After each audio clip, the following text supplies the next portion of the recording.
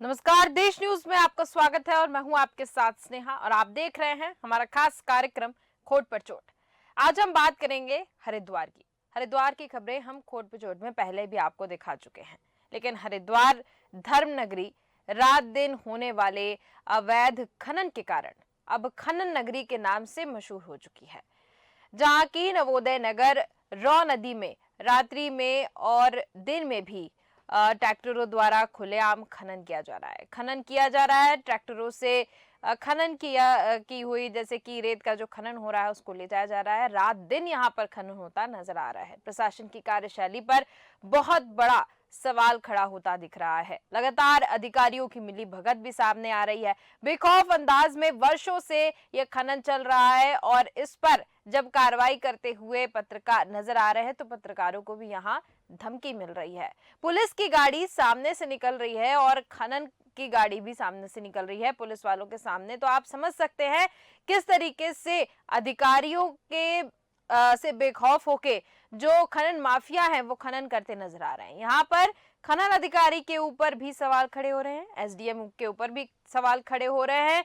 बहुत से तमाम संबंधित अधिकारी हैं जिनके ऊपर लगातार सवाल खड़े हो रहे हैं, लेकिन यहाँ पर कार्रवाई करने वाला कोई नहीं दिख रहा है। सबसे बड़ी बात तो ये यहाँ पर कि जब इसके खिलाफ कोई भी कुछ करने जाता है, यानी कि कार्रवाई करने जाता है, तो उसको धमकियां मिलने लगती हैं खनन माफियाओं की तरफ से। अब धमकियां मिलने लगती हैं तो वहां पर सुस्ती नजर आ जाती है और उसके बाद लगातार इनकी खनन की प्रक्रिया चालू दिखती है। यानी कि बेखौफ अंदाज में इनकी जितनी भी आप कह सकते हैं कार्यशैली खनन माफियाओं की, ये करना चाह रहे हैं, लगातार रात दिन खनन कर रहे हैं, लेकिन इनके विरुद्ध कुछ नहीं हो पा रहा है। यानी कि कुछ ना कुछ ऐसा इनके पास है जिस वजह से ये बेखौफ एकदम खनन करते हुए नजर आ रहे हैं। लेकिन अभी एसडीएम के द्वारा कार्रवाई की जा रही है। इसके पहले जो खनन अधिकारी थे उन्होंने भी कार्रवाई की तो उनका ट्रांसफर कर दिया गया। यानी कि यहाँ पर जो कार्रवाई करेगा उसके ऊपर ही भारी पड़ती हुई नजर आएंगी ये सारी चीजें। तो चलिए पहले सुनते हैं कि डीएलएम ने क्या कहा है। पहली बात ना, हमारे ऐसे भोगपुर का कोई रमना नहीं कटा। अगर जो रमना एक हाथ कटा, जिनका वायर रजिस्ट्रेशन हमारे यहाँ, वही माल उठा रहा और वो माल जो रमना वो माल पूरा भोगपुर या कहीं जिसके वायर जो कलेक्शन जा रहा है कोई नहीं कटे हमारे से।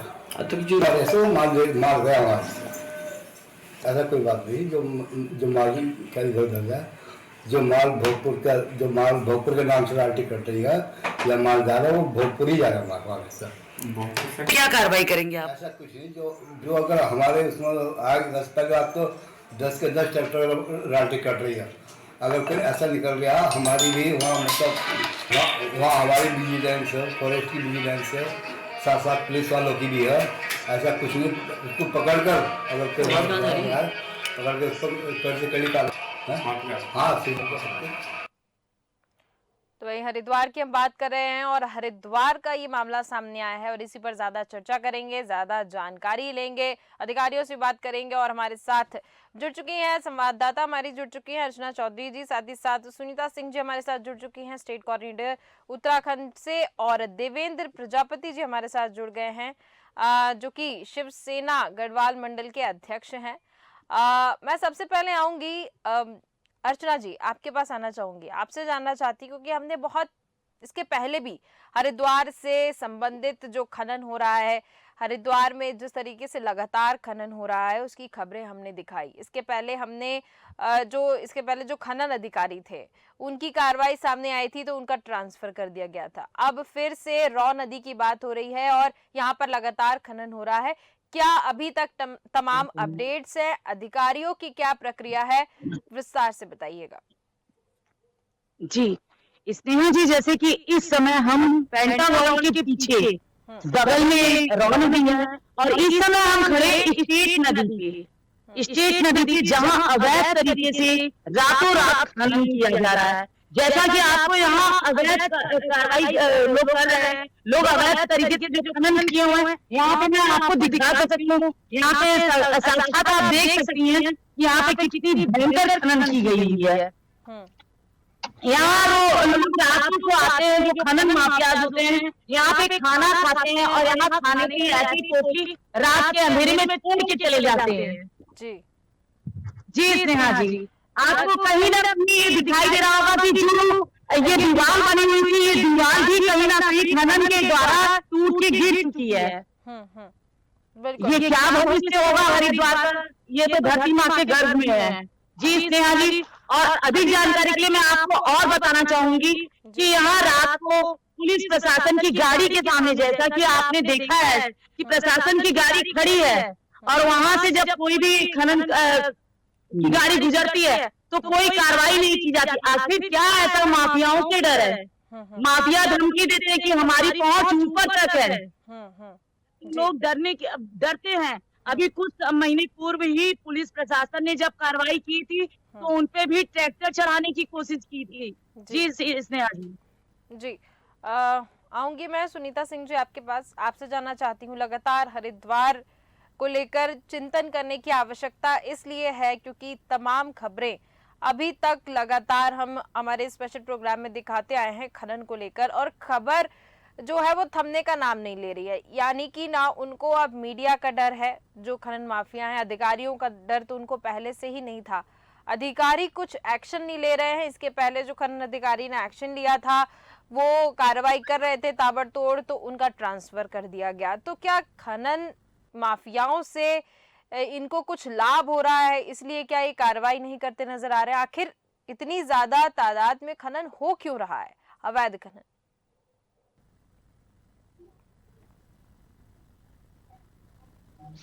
सुनीता जी। जी स्नेहा जी, बिल्कुल हरिद्वार में स्नेहा जी धर्म नगरी है, लेकिन अब वो धर्म नगरी नहीं, उसे हम खनन नगरी कह सकते हैं, क्योंकि हर दिन वहां पे हर नदियों में अवैध रूप से खनन होता है। शाम ढलते ही ऑटो के माध्यम से, ट्रॉली के माध्यम से, ट्रैक्टर के माध्यम से वहां पे अवैध रूप से खनन होता है। जो पत्रकार इसके खिलाफ आवाज उठाते हैं उनके ऊपर भी अनलीगल केस दर्ज कर दिए जाते हैं, उन्हें भी अंदर कर दिया जाता है। जो लोग उनके खिलाफ आवाज उठाते हैं उन्हें भी डरा धमकाकर चुप करके बिठा दिया जाता है, और जो अधिकारी अपना जिम्मेवारी निभाना चाहते हैं उनका ट्रांसफर कर दिया जाता है। अभी एसडीएम अजय सिंह जी ने इसका विड़ा उठाया है कि जो खनन है इसको रोका जाए, लेकिन एक इंसान स्नेहा जी कितनी ही आवाज उठा पाएगा जब तक सभी अधिकारी मिलकर इन जो खनन माफिया है इनके खिलाफ कोई कार्रवाई नहीं करेंगे, तब तक जो इनके हौसले है इसी तरह से ही बुलंद रहेंगे। क्योंकि जो खनन अधिकारी है वो इन्हें ये हिदायत दे रहे हैं कि ये कर रहे हैं, इनको किसी चीज की रोक नहीं है, इन्हें डर नहीं है। इसलिए जो खनन माफिया है उनके जो हौसले है वो बुलंद होते जा रहे हैं और उन्हें अब किसी भी तरह का डर नहीं है, क्योंकि उन्हें पता है जो भी हमारे खिलाफ आवाज उठाएगा हम उसका मुंह बंद करवा देंगे, या डरा धमका के, या पैसे खिलाकर, या किसी ना किसी तरीके से। जी सही। बिल्कुल बिल्कुल आपने सही कहा सुनीता जी। देवेंद्र प्रजापति जी, मैं आपके पास आऊंगी। आपसे जानना चाहती हूँ, जिस तरीके से लगातार हमारे पास हरिद्वार को लेकर खबरें सामने आ रही हैं, खनन को लेकर, स्पेशली खनन की अगर मैं बात करूं तो खनन की अभी तक बहुत सी ऐसी खबरें आई हैं और हमने अधिकारियों से भी बात की है, लेकिन ये खनन थमने का नाम नहीं ले रहा है। इसके पहले जैसे मैंने अभी बताया कि खनन अधिकारी जो थे उनका ट्रांसफर भी कर दिया गया, यानी कि जो थोड़ी बहुत कार्रवाई कर रहे थे उनका ट्रांसफर कर दिया गया। तो खनन माफियाओं का इतना खौफ हरिद्वार में कैसे फैलते नजर आ रहा है? देखिए, सबसे पहले मेरे को प्रणाम आप सब लोगों को। मेरा बात आपकी बिल्कुल सही है। खनन ऐसा लगता है जैसे खनन माफिया ही सरकार चला रहे हो। ये बड़ा षड्यंत्र, इतना बड़ा भ्रष्टाचार है। मैं समझता हूँ कि एक बार आज से करीबन 10-12 साल पहले मैं खनन को लेकर के भूख हड़ताल पे बैठा था शिवसेना के बैनर तले, और वहां पे इस तरीके की परिभाषाएं थी, मेरी अपनी 8 सूत्री मांगे थी। तो मैंने सरकार को बोला था कि खनन होना चाहिए, सर नदियों में खनन होना बहुत जरूरी है। यदि नदियों में खनन नहीं होगा तो नदी अपना रास्ता दूसरी रुख कर लेगी, जिससे कि हमारे जो गरीब तबका गांव है वो उन पे बाढ़ आने की संभावनाएं हैं जी। लेकिन खनन होना चाहिए, लेकिन मानक अनुसार खनन होना चाहिए। ये जो 2 नंबर का खनन करते हैं, मशीनों से गड्ढे कर देते हैं। शिवानंद जो माता सदन के महाराज हैं उनके सामने मैं भूख हड़ताल पे बैठा था। तो ये इतना बड़ा भ्रष्टाचार है। मुझे ऐसा लगता है कि यदि 1 नंबर से खनन हो तो राजस्व को बहुत थोड़ी सी प्राप्ति होती है, यदि 2 नंबर से खनन हो तो राजस्व को भी बहुत मोटी प्राप्ति होती है। प्लस इनके जो ठेकेदार बैठे हैं, ये जो खनन, असली खनन माफिया वो नहीं है जो खनन कर रहे हैं, असली खनन माफिया वो है जो ये अधिकारी हैं, बिल्कुल, जिनकी नाक के नीचे ये सब चीजें हो रही हैं और ये शांति से उस चीज को बैठ करके देख रहे हैं। बिल्कुल बिल्कुल, आपने सही कहा। देवेंद्र जी, यहाँ पर जो रतिराम है, DLM जिनको कहते हैं, बड़े अच्छे पद पे बैठे हुए हैं, उनके अंडर में सारी चीजें आ रही हैं, लेकिन उसके बाद भी कुछ बताने के लिए तैयार नहीं है या फिर कार्रवाई करने के लिए तैयार नहीं है, तो क्या ये भी खनन माफियाओं से डर चुके हैं? बिल्कुल बिल्कुल, देखिए 2 चीजें हैं, या तो डर है या मधुर संबंध है। मधुर संबंध किस चीज के हैं? क्या कोई पैकेट आपके पास आता है? तो ये 2 ही चीजें मैं जानना चाहूंगा, 2 ही चीजें मैं कहना चाहूंगा कि या तो डर है या फिर मधुर संबंध है। इन 2 के अलावा तीसरी कोई बात हो नहीं सकती, क्योंकि इन लोगों को जो नौकरी दी गई है, इन लोगों को जो कार्य दिए गए हैं, अगर ये लोग उन कार्यों को, उन भ्रष्टाचारों को देख करके अपनी आंखें बंद करके बैठे हैं, तो मैं समझता हूं कि सबसे बड़े खनन माफिया यही लोग हैं। बिल्कुल बिल्कुल, आपने सही कहा। क्योंकि देखिए, बात यहाँ पर ये है कि जब अधिकारी किसी गलत चीज के खिलाफ आवाज नहीं उठा रहे हैं, तो इसका मतलब वो भी उसमें लिप्त हैं। अगर वो इस चीज को माने या फिर ना माने, लेकिन वो लिप्त नजर आए, मीडिया के सामने वो जरूर सफाई पेश करते हुए नजर आएंगे कि ऐसा कुछ भी नहीं है, हमने जहाँ अथॉरिटी दी है या जहाँ पे हमने परमिशन दी है वहीं पर खनन हो रहा है। लेकिन कहीं ना कहीं अधिकारियों की मिली भगत, या मैं तो कहती हूँ 90%, 90% हाथ अधिकारियों का है। अगर हरिद्वार में इस कदर से खनन हो रहा है तो 90% हाथ यहाँ पर अधिकारियों का है। अभी कुछ देर पहले हमने वापस से कोशिश की थी अपडेट लेने की, तो अर्चना जी के माध्यम से हमें अपडेट मिला कि SDM किसी और दिशा में अगर निरीक्षण करने गए हैं तो किसी और दिशा में वहां पर खनन हो रहा है। यानी कि खनन माफिया सिर्फ मौका देख के और चौका मार रहे हैं। आप ये समझिए देवेंद्र जी, यहाँ पर एक बात सामने निकल के आई कि SDM भी यहाँ पर लाचार नजर आ रहे हैं, क्योंकि SDM एक दिशा में जा रहे हैं निरीक्षण करने और दूसरे दिशा में फिर खनन होता नजर आ रहा है, तो वो एक SDM भी बदलाव नहीं कर पा रहे। में बहुत बड़ा नाम होता है जिले के लिए, और ये जो जिस तरीके की परिभाषाएं ये लोग हैं, जहाँ से इनको देवेंद्र जी, मैं आपको अभी बीच में रोकना चाहूंगी। हमारे साथ रतिराम जी जुड़ चुके हैं, DLM जो है। रतिराम जी, बहुत बहुत स्वागत है आपका देश न्यूज पर। निकल रही है लोगों को। रतिराम जी बहुत बहुत स्वागत है आपका देश न्यूज पर। Thank you. रतिराम जी, अवैध खनन इतना क्यों बढ़ता नजर आ रहा है हरिद्वार में?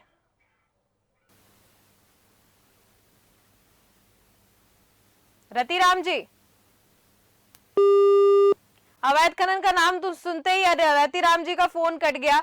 तो यहाँ पर साफ समझ में आ रहा है किस तरीके से घबराए हुए हैं ये भी, क्योंकि इनके अंडर में जो नदियां हैं जहां पर खनन हो रहा है इनके अंडर में ही, और ये जवाब देने को तैयार नहीं है। जैसे कि इसके पहले भी कल हमने खोट पे चोट पे चर्चा की थी और मैंने कहा था कि अधिकारी जब जवाब नहीं दे रहे हैं, मीडिया के सामने सवाल का जवाब नहीं दे पा रहे हैं, इसका मतलब कहीं ना कहीं वो पूरी तरह से खनन में लिप्त नजर आ रहे हैं। उनको भी इसका 50%, 50%, 60% कमीशन मिल जाता होगा और खनन करते हुए नजर आते होंगे।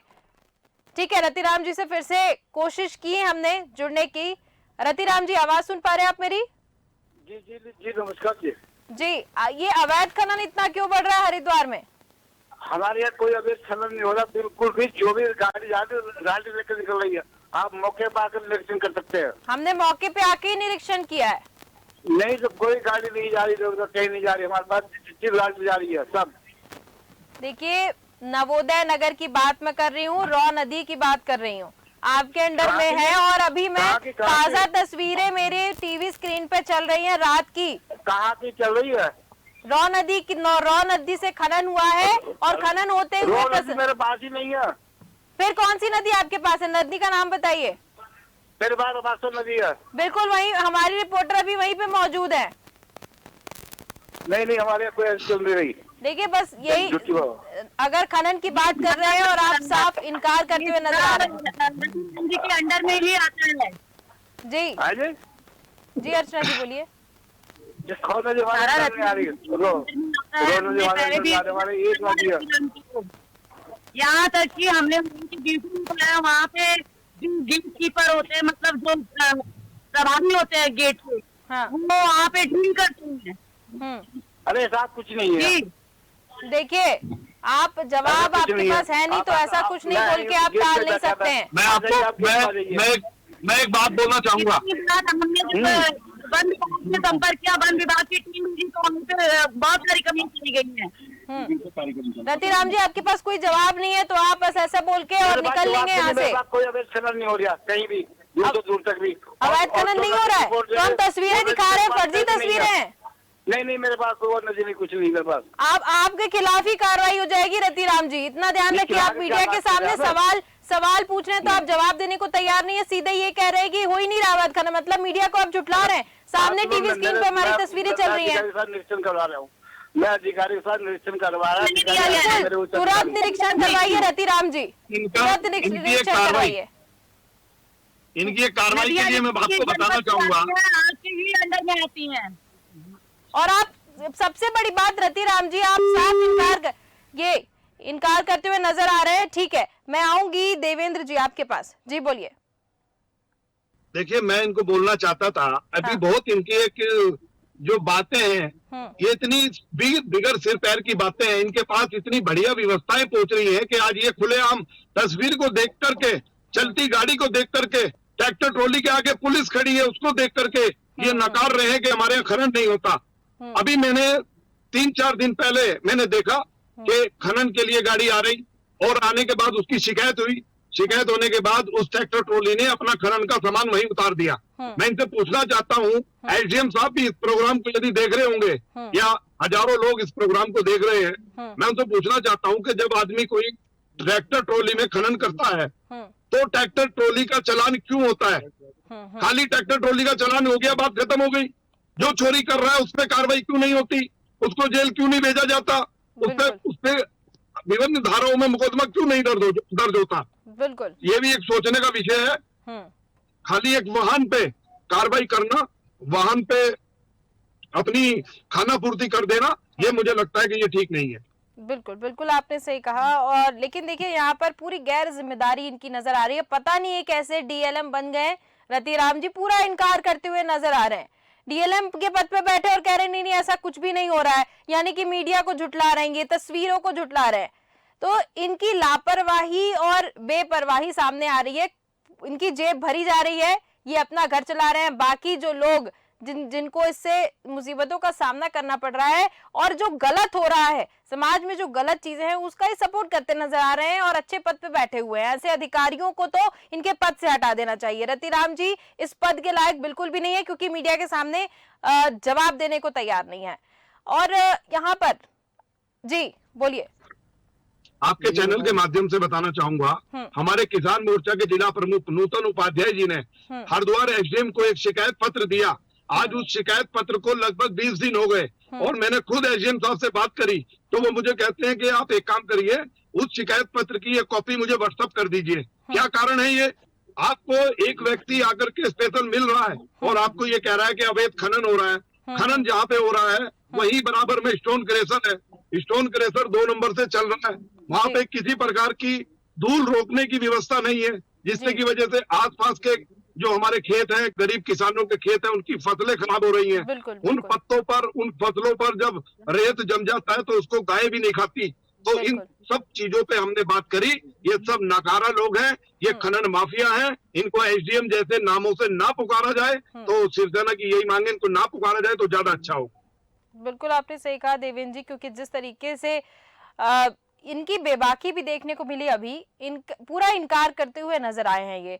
अभी हमने खनन अधिकारी से बात करने की कोशिश की, उनको फोन लगाया और जैसे ही उन्होंने हमने कहा कि हम देश न्यूज से आपको कनेक्ट करना चाह रहे हैं प्रोग्राम में, देश न्यूज का नाम सुनते उन्होंने फोन काट दिया। उनको पता था कि जरूर खनन से रिलेटेड कुछ होगा और वो जवाब देने के लायक नहीं बचे हैं। अभी अभी आए हैं वो खनन अधिकारी और हरिद्वार में से जाके कहीं और बैठे हुए हैं। उनको भी बिल्कुल परवाह नहीं है। तो ये साफ दिख रहा है कि अधिकारी जो हैं उनकी पूरी मिलीभगत है और इस पर कुछ कड़ा और बड़ा एक्शन लेने की बहुत ज्यादा आवश्यकता है। और इसी के साथ मैं आऊंगी अर्चना जी आपके पास। जिस तरीके से हमने सुना अभी सुनने के बाद ये सामने निकल के आया कि अधिकारी बेबाक है और बेबाकी जो है उसका अपना कॉन्फिडेंस जो है वो शेयर कर रहे हैं माफियाओं के साथ भी, खनन माफियाओं के साथ भी। अब दोनों एकदम बेबाक नजर आ रहे हैं।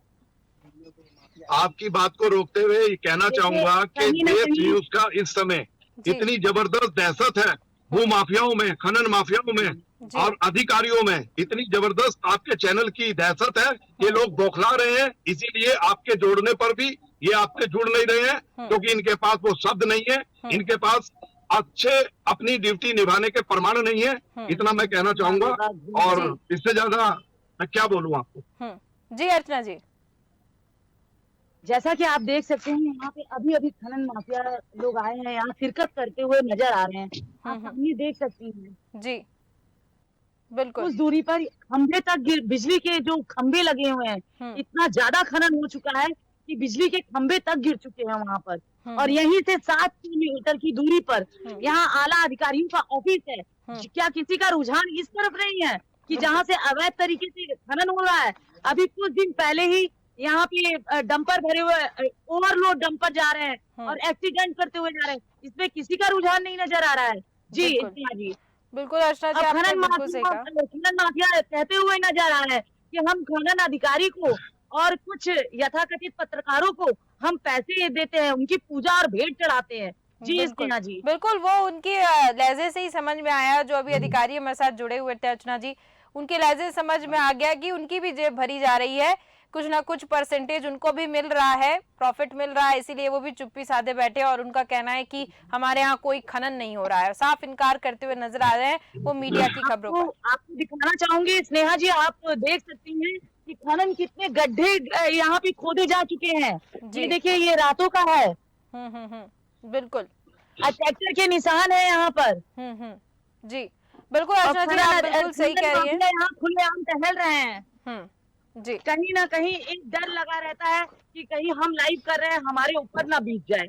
बिल्कुल बिल्कुल आप सही कह रही हैं अर्चना जी। और इनके हौसले तो बुलंद होते नजर आ रहे हैं, क्योंकि उन्होंने अधिकारियों को जब खरीद ही लिया है तो पत्रकारों पर हमला तो ये कर ही सकते हैं, लेकिन इनकी खबर दिखाना भी बहुत ज्यादा जरूरी है, क्योंकि इनकी वजह से बहुत सारी परेशानियों का सामना करना पड़ रहा है, आम लोगों को भी इसका सामना करना पड़ रहा है। सुनीता सिंह जी, आपके पास आऊंगी, आपसे जानना चाहती हूँ, लगातार आपने अधिकारी को भी सुना और बेबाकी आपको देखने को मिली होगी, क्या कहेंगे आप इस पे और किस तरह से कुछ बड़ा और कड़ा एक्शन लेना चाहिए?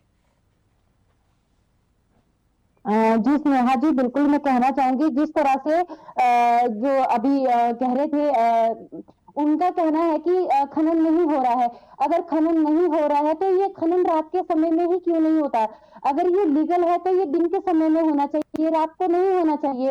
और जो अभी थोड़े दिन पहले ही इतने सारे हादसे हुए, इतने सारे एक्सीडेंट हुए हैं, उनका जिम्मेवार कौन है? डंपर, भरे भरे डंपर जब सड़कों से निकलते हैं, एक साइकिल सवार को कुछ आगे तक घसीट के ले जाते हैं, उनकी हत्या, बेचारी जो मजदूर। जी ठीक है सुनीता जी, आपकी आवाज हमारे तक नहीं पहुंच पा रही है। आप सभी का बहुत बहुत धन्यवाद हमारे साथ जुड़ने के लिए। देवेंद्र प्रजापति जी, बहुत बहुत धन्यवाद जुड़ने के लिए और तमाम जानकारी देने के लिए। सुनीता सिंह जी और अर्चना जी, आपका भी बहुत बहुत धन्यवाद। तो हम यहाँ पर हरिद्वार की बात कर रहे थे और खनन को लेकर हरिद्वार शहर अब परेशान होता नजर आ रहा है।